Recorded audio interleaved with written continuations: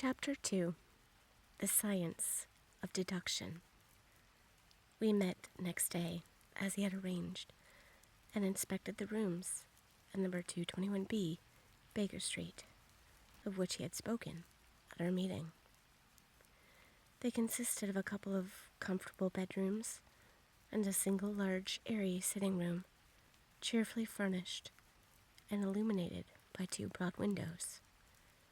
So desirable in every way were the apartments, and so moderate did the terms seem when divided between us, that the bargain was concluded upon the spot, and we at once entered into possession. That very evening I moved my things round from the hotel, and on the following morning Sherlock Holmes followed me with several boxes and portmanteaus. For a day or two we were busily employed in unpacking and laying out our property to the best advantage. That done, we gradually began to settle down and to accommodate ourselves to our new surroundings. Holmes was certainly not a difficult man to live with. He was quiet in his ways, and his habits were regular. It was rare for him to be up after 10 at night, and he had invariably breakfasted and gone out before I rose in the morning. Sometimes he spent his day at the chemical laboratory, sometimes in the dissecting rooms, and occasionally in long walks, which appeared to take him into the lowest portions of the city. Nothing could exceed his energy when the working fit was upon him, but now and again a reaction would seize him, and for days on end he would lie upon the sofa in the sitting room, hardly uttering a word or moving a muscle from morning to night. On these occasions I have noticed such a dreamy, vacant expression in his eyes that I might have suspected him of being addicted to the use of some narcotic had not the temperance and cleanliness of his whole life forbidden such a notion.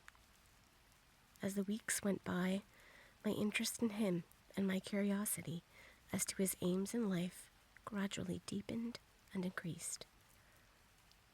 His very person and appearance were such as to strike the attention of the most casual observer. In height he was rather over 6 feet, and so excessively lean that he seemed to be considerably taller. His eyes were sharp and piercing, save during those intervals of torpor to which I had alluded, and his thin, hawk-like nose gave his whole expression an air of alertness and decision. His chin, too, had the prominence and squareness which mark the man of determination. His hands were invariably blotted with ink and stained with chemicals, yet he was possessed of extraordinary delicacy of touch, as I frequently had occasion to observe when I watched him manipulating his fragile philosophical instruments. The reader may set me down as a hopeless busybody when I confess how much this man stimulated my curiosity, and how often I endeavored to break through the reticence which he showed on all that concerned himself.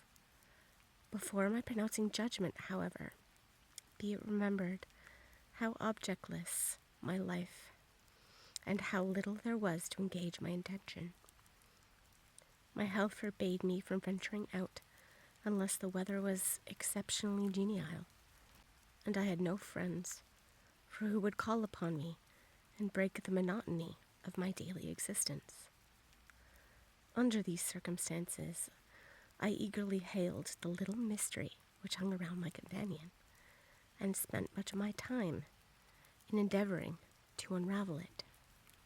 He was not studying medicine. He had himself, in reply to a question, confirmed Stanford's opinion upon that point. Neither did he appear to have pursued any course of reading which might fit him for a degree in science, or any other recognized portal which would give him an entrance into the learned world. Yet his zeal for certain studies was remarkable, and within eccentric limits His knowledge was so extraordinarily ample and minute that his observations have fairly astounded me. Surely no man would work so hard or attain such precise information unless he had some definite end in view. Desultory readers are seldom remarkable for the exactness of their learning. No man burdens his mind with small matters unless he had some very good reason for doing so. His ignorance was remarkable as his knowledge. Of contemporary literature, philosophy, and politics, he appeared to know next to nothing. Upon my quoting Thomas Carlyle, he inquired in the naivest way who he might be and what he had done.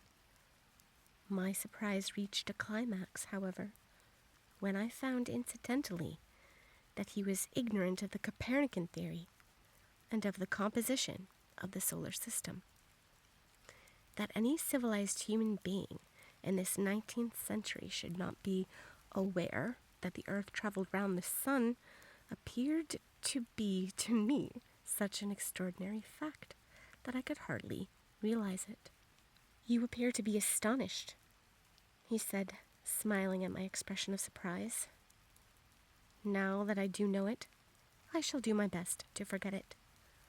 "To forget it?" "You see," he explained, "I consider that a man's brain originally is like a little empty attic, and you have to stock it with such furniture as you choose. A fool takes in all the lumber of energy sort that he comes across, so that the knowledge which might be useful to him gets crowded out, or at best is jumbled up with a lot of other things, so that he has difficulty in laying his hands upon it. Now, the skillful workman is very careful indeed as to what he takes into his brain attic. He will have nothing but the tools which may help him doing his work, but of these he has a large assortment, and all in the most perfect order. It is a mistake to think that the little room has elastic walls that can distend to any extent. Depend on it, there comes a time when for every addition of knowledge you forget something that you knew before. It is of the highest importance, therefore, not to have useless facts elbowing out the useful ones." "But the solar system," I protested. "What the deuce is it to me?" he interrupted impatiently. "You say that we go round the sun, but if we went there on the moon, it would not make a pennyworth of difference to me or to my work." I was on the point of asking him what that work might be, but something in his manner showed me that the question would be an unwelcome one. I pondered over our short conversation, however, and endeavored to draw my deductions from it. He said that he would acquire no knowledge which did not bear upon his object.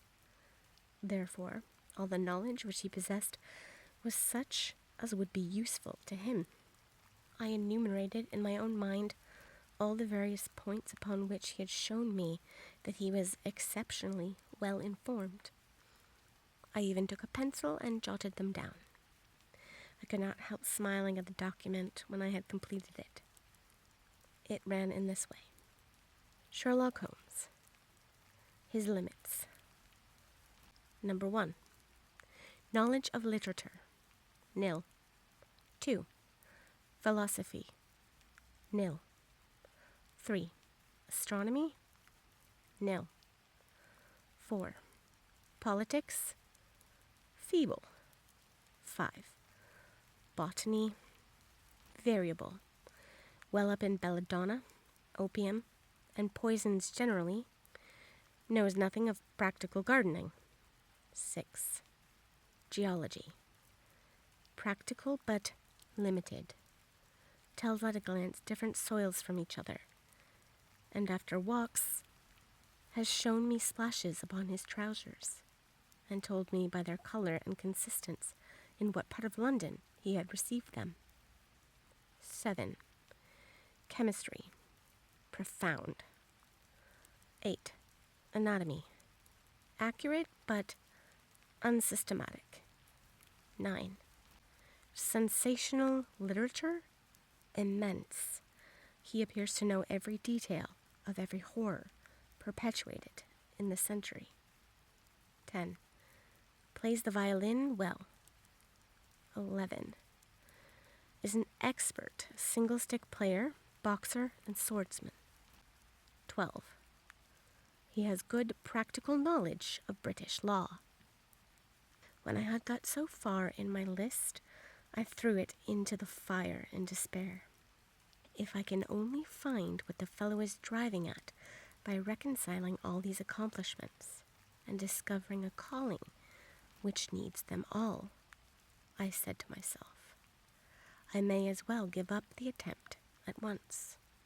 I see that I have alluded above to his powers upon the violin. These were very remarkable, but as eccentric as all his other accomplishments. That he could play pieces, and difficult pieces, I knew well, because at my request he has played some of Mendelssohn's Lieder and other favorites. When left to himself, however, he would seldom produce any music or attempt any recognized air. Leaning back in his armchair of an evening, he would close his eyes and scrape carelessly at the fiddle, which was thrown across his knee. Sometimes the chords were sonorous and melancholy. Occasionally they were fantastic and cheerful. Clearly they reflected the thoughts which possessed him, but whether the music aided those thoughts, or whether the playing was simply the result of a whim or fancy, was more than I could determine. I might have rebelled against these exasperating solos had it not been that he usually terminated them by playing in quick succession a whole series of my favorite airs as a slight compensation for the trial upon my patience. During the first week or so, we had no callers, and I had begun to think that my companion was as friendless a man as I was myself. Presently, however, I found that he had many acquaintances, and those in the most different classes of society. There was one little sallow, rat-faced, dark-eyed fellow who was introduced to me as Mr. Lestrade, and who came 3 or 4 times in a single week. One morning a young girl called, fashionably dressed, and stayed for half an hour or more. The same afternoon brought a gray-eyed, seedy visitor, looking like a peddler, who appeared to me to be much excited, and who was closely followed by a slipshod elderly woman. On another occasion, an old white-haired gentleman had an interview with my companion, and on another railway porter in his velveteen uniform. When any of these nondescript individuals put in an appearance, Sherlock Holmes used to beg for the use of the sitting-room, and I would retire to my bedroom. He always apologized to me for putting me in this inconvenience. I have to use this room as my place of business, he said, and these people are my clients. Again, I had an opportunity of asking him a point-blank question, and again my delicacy prevented me from forcing another man to confide in me. I imagined at the time that he had some strong reason for not alluding to it, but he soon dispelled the idea by coming round to the subject of his own accord. It was upon the 4th of March, as I have good reason to remember, that I rose somewhat earlier than my usual, and found Sherlock Holmes had not yet finished his breakfast. The landlady had become so accustomed to my late habits that my place had not been laid, nor my coffee prepared. With the unreasonable petulance of mankind, I rang the bell and gave a curt intimation that I was ready. Then I picked up a magazine from the table and attempted to while away the time with it, while my companion munched silently at his toast. One of the articles had a pencil mark at the heading, and I naturally began to run my eye through it. Its somewhat ambitious title was The Book of Life, and it attempted to show how much an observant man might learn by an accurate and systematic examination of all that came in his way. It struck me as being a remarkable mixture of shrewdness and of absurdity. The reasoning was close and intense, but the deductions appeared to me to be far-fetched and exaggerated.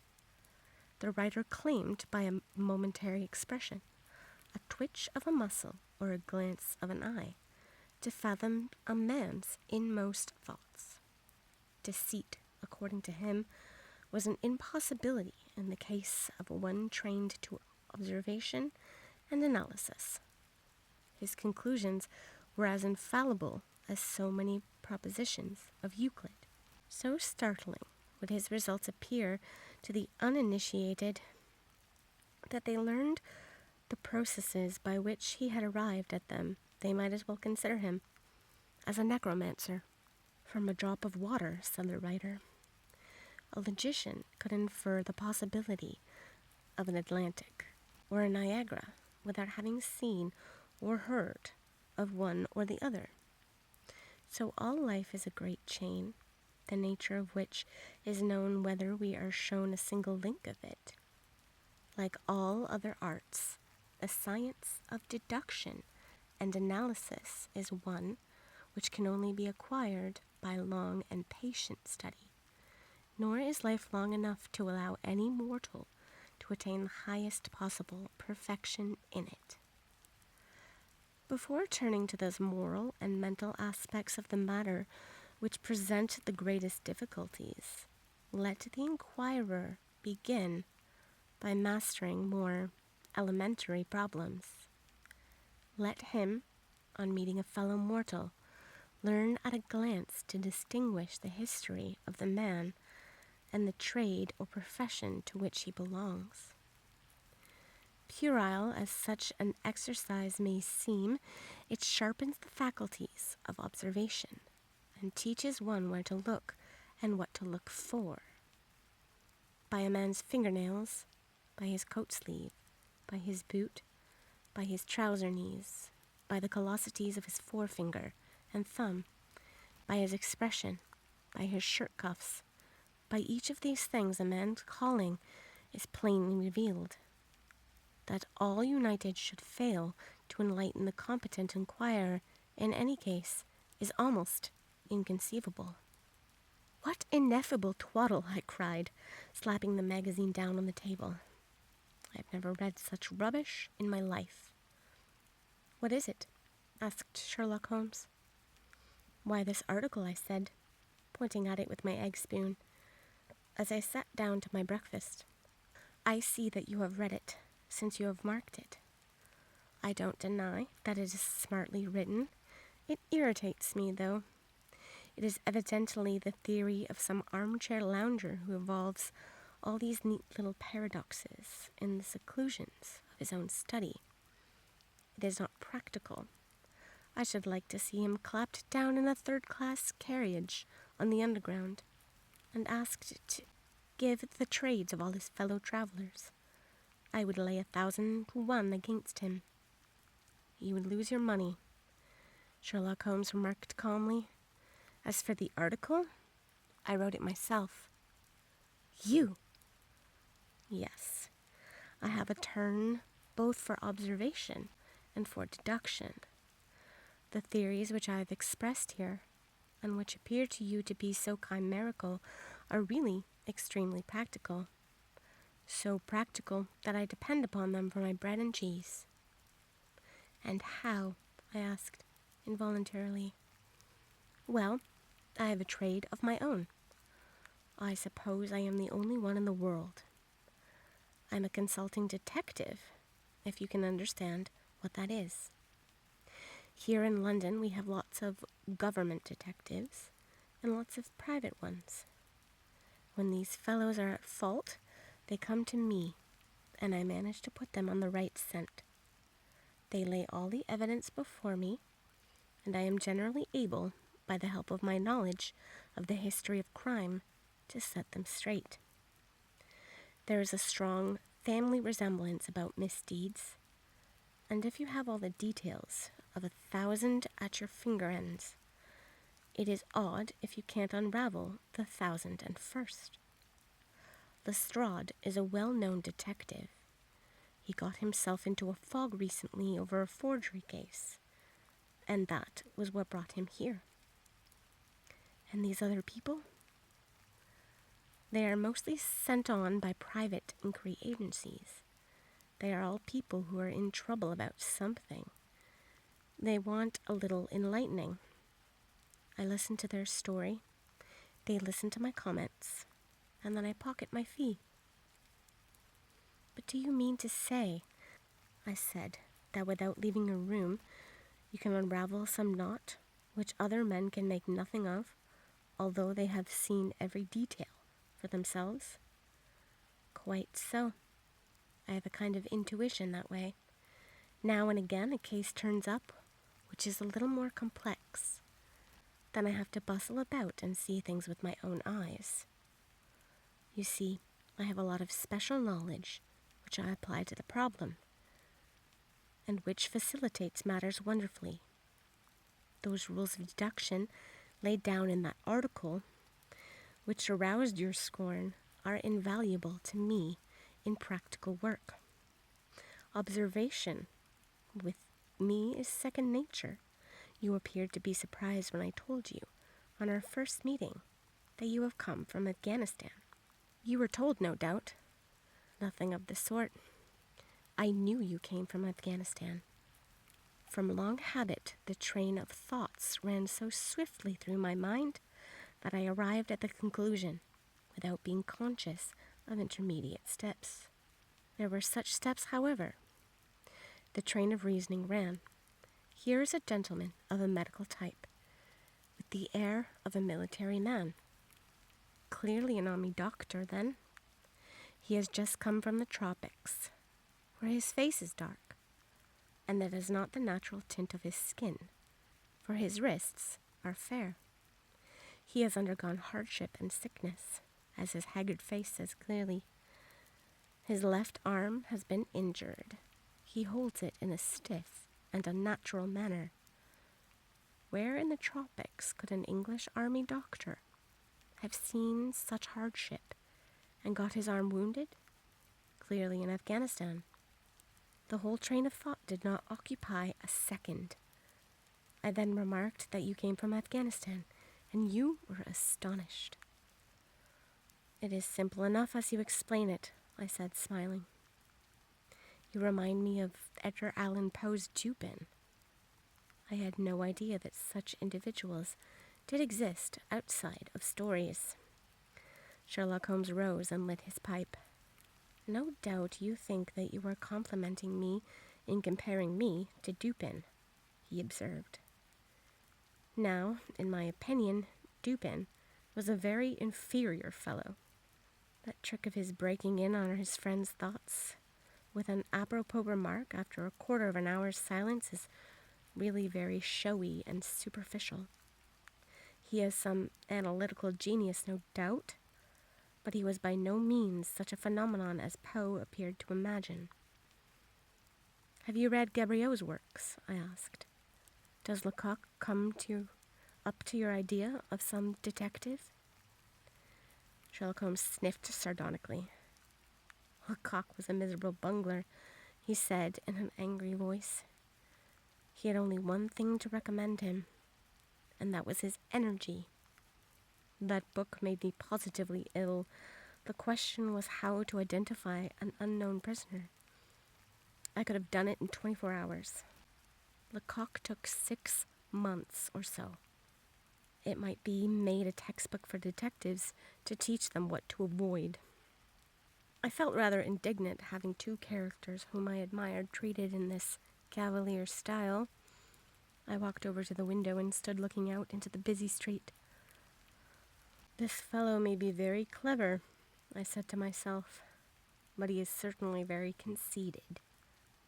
There are no crimes and no criminals in these days, he said querulously. What is the use of having brains in our profession? I know well that I have had it in me to make my name famous. No man lives, or has ever lived, who has brought the same amount of study and of natural talent to the detection of crime which I have done. And what is the result? There is no crime to detect, or at most, some bungling villainy with a motive so transparent that even a Scotland Yard's official can see through it. I was still annoyed at his bumptious style of conversation. I thought it best to change the topic. I wonder what that fellow is looking for, I asked, pointing to a stalwart, plainly dressed individual who was walking slowly down the other side of the street, looking anxiously at the numbers. He had a large blue envelope in his hand and was evidently the bearer of a message. You mean the retired sergeant of Marines? Said Sherlock Holmes. Brag and bounce, I thought to myself. He knows that I cannot verify his guess. The thought had hardly passed through my mind when the man whom we were watching caught sight of the number on our door and ran rapidly across the roadway. We heard a loud knock, a deep voice below, and heavy steps ascending the stair. For Mr. Sherlock Holmes, he said, stepping into the room and handing my friend the letter. Here was an opportunity of taking the conceit out of him. He little thought of this when he had made that random shot. May I ask, my lad, said I, in the blandest voice, what your trade may be? Commissionaire, sir, he said gruffly. Uniform away for repairs. And you were? I asked, with a slightly malicious glance at my companion. A sergeant, sir. Royal Marine Light Infantry, sir. No answer? Right, sir. He clicked his heels together and raised his hand in a salute and was gone.